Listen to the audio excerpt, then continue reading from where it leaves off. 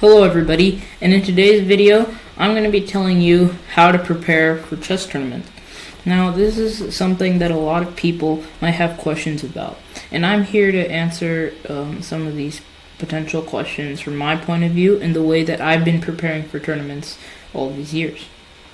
So we're going to start off with how to prepare before the tournament, how to have your mindset for the tournament, and what to expect depending on what type of tournament it is, and the different types of players involved in said tournament.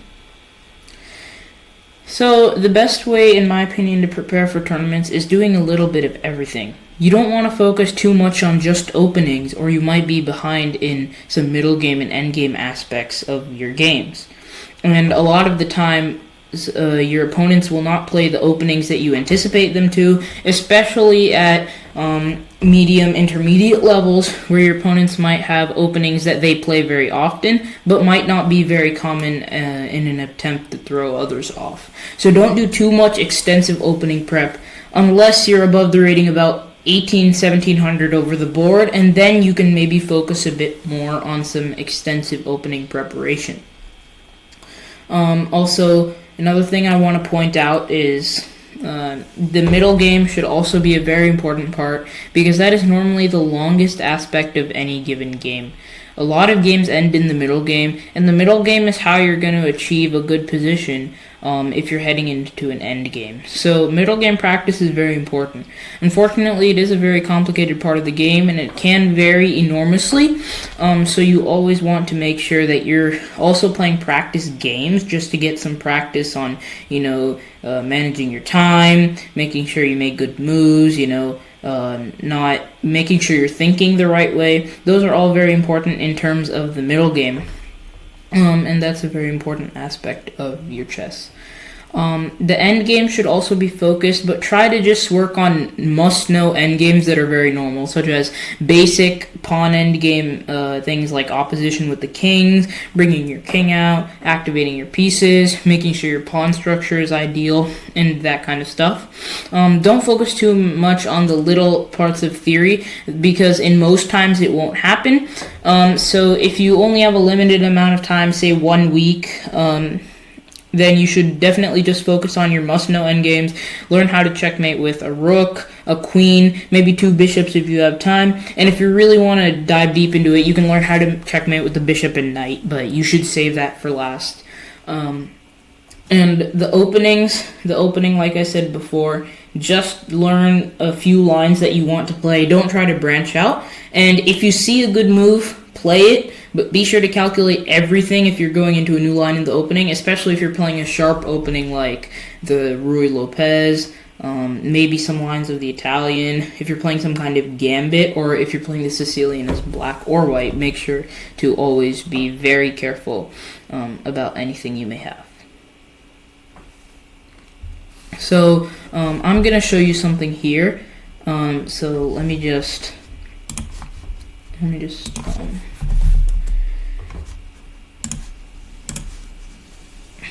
just going to do something real quick.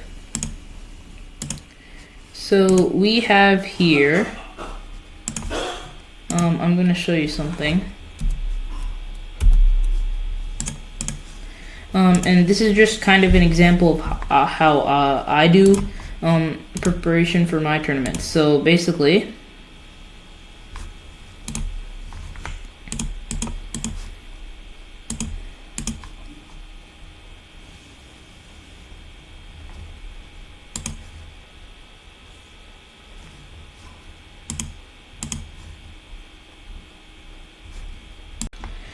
so I have here the chess.com puzzles page.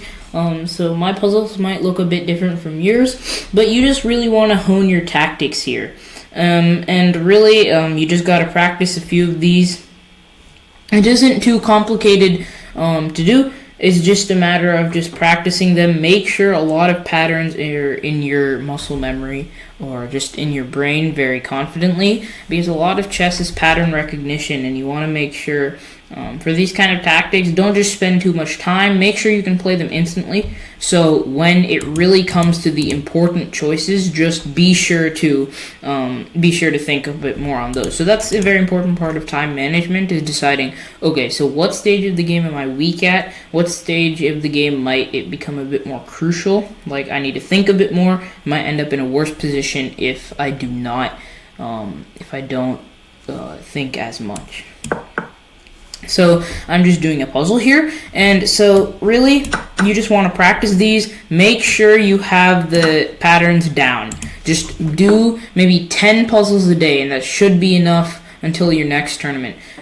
Puzzles are a lot just to warm up. If you have time to do some of them before the tournament starts, that's also very good, because you really want to get your brain moving, right? You don't want the first thing you do in the morning to just be a full classical length game. That can be kind of exhausting. You want to make sure you're on the right path, and you want to make sure that you are ready to play chess. So just continuously do this practice, just keep on doing puzzles. I guarantee you it will help a lot. You'll find a lot more tactics in your games, and it's very beneficial to anybody who's trying to improve their chess. So moving on from this, you have your puzzles. Next up, you have the lessons. So lessons are they're kind of hit or miss. You can do some of these lessons if you want. Sometimes the lines aren't the most up to date. Sometimes the lines are not something that you would want to play. Sometimes it's a lot of just memorization. If you like playing off of instinct, I recommend just experimenting with openings. Play some games against bots. Bots are a very good resource because none of the games are rated, no pressure. You don't have time pressure either. So just play against the engine, for example. Make it like around your level, For me, maybe 1600, 1500. And just try to play against it. See how it goes, just try to make sure you have a good opening line for yourself. And that's a good thing, because your opponent may or may not expect it, So just make sure you have a few lines that you can rely on whenever you need to. And game review. Game review is just about one of the most important things you can do for your chess. Every game you play, almost every game you play, should be game reviewed or analyzed in some way. You don't have to game review everything. You don't have to game review absolutely everything, but you can do. You should do a lot of analysis by yourself. Just try to look at your weaknesses, see what you have to do. Do that. All that will help a lot. And then you have, this learn thing is very important. You can do endgame practice if you want. I don't really do this too much, but you can do your checkmates, just practice your checkmate, like queen versus rook, you can start doing that. It's just it's very beneficial, this is very beneficial to anybody's chess, and it's very important. So,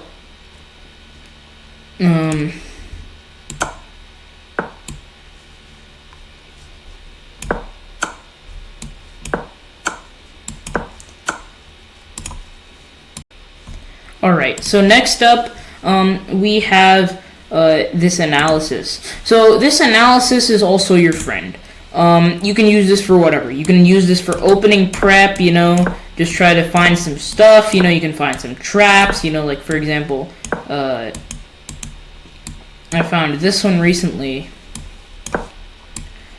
where you can go like this, and if they play this, you can take, and there's a lot of crazy traps like this. You could go here, and if they go here, you can sack your bishop, actually, and it works, even though this might be hanging in the near future. And so, really, analysis is just about one of the best things you can do. It will really, really help your chess. It can really help you analyze your games, and it's a very good thing. Now, this watch tab doesn't have too many features, but the features that it does have are very good. You can keep up with current events in chess, like big tournaments. Right now, the Grand Swiss is a big thing happening right now. You can look at any of these games. For example, I believe Hans Niemann versus Prague was a really good game today. And so you can just look at some of these games. You have your analysis. You can just look at it from the beginning. You just look at it from the beginning. It's kind of like game review. It'll tell you what the crucial moments are. Like you see these blue. This is like a good move. a mistake, miss, etc., etc. So this is a very, very good analysis that they have here, and you can just look at a lot of these Grandmaster games. A lot of them are very helpful, and yeah, I mean, it's a great thing, and you can look at the times and everything, and you can even go to the next tab. So this is news. News is just kind of an extension of the law.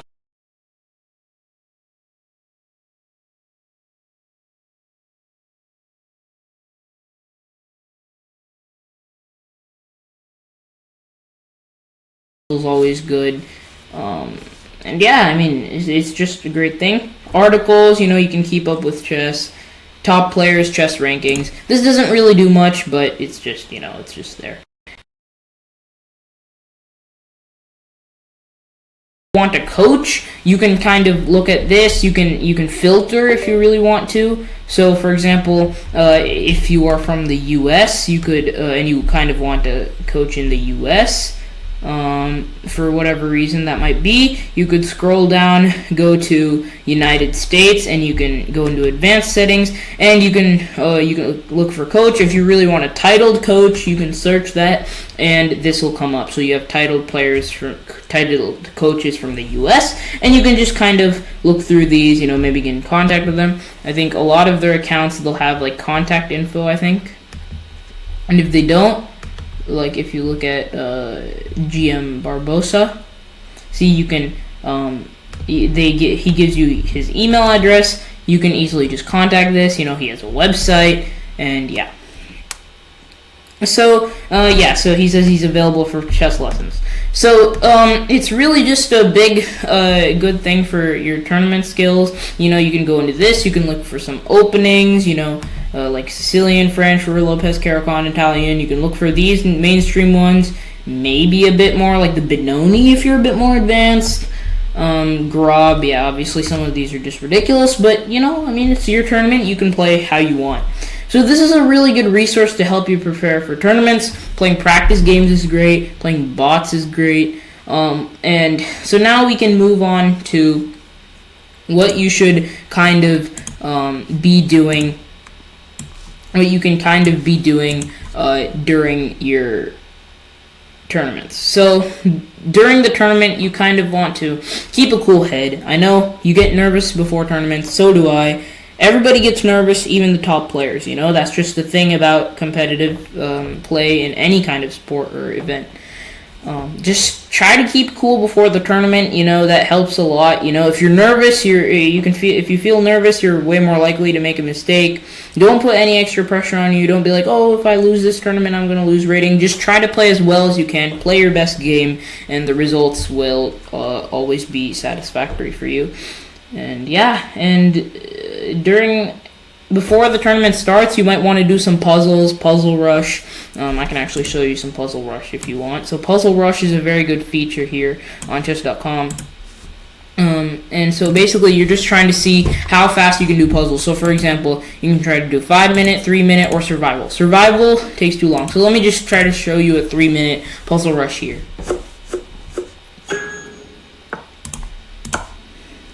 So you're just trying to solve these puzzles as fast as possible, and they get progressively harder, and eventually they get very, very hard, and your goal is to solve as many of them as you can in the given time.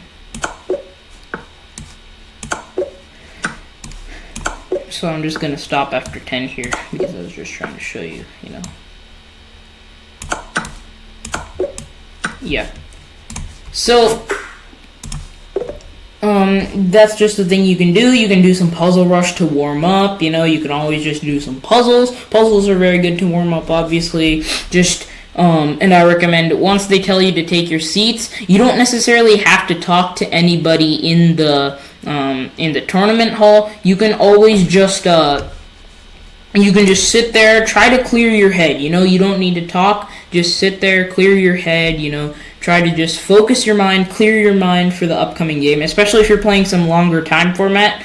So like G60, G90, definitely just try to clear your head. The games will probably be very long, and that's expected. You really want to just, focus your mind and try to focus as well as you can. And so after the tournament, just try to reflect. After the tournament, you don't have to do any kind of chess like deep analysis. I know tournaments are very exhausting, especially if you have a lot of rounds, especially if it's a 1 day tournament. Those are very exhausting. But what you want to do is you just want to, after the tournament, sit there and think, okay, what could I have done better? Or what did I do well? If you won the tournament, that's great. Just think of in the games where was the win in doubt. Where was the game looking like a 3-result game? Was it always one-sided? You need to think about those kind of things often after a tournament. And after a few days, if you feel ready, you can just take some time to analyze your games. Try to learn from your mistakes, and the cycle just starts again. Thank you all so much for watching. I wish you all the best of luck in your chess journeys. If you enjoyed the video, be sure to like and subscribe, and I'll see you in the next one.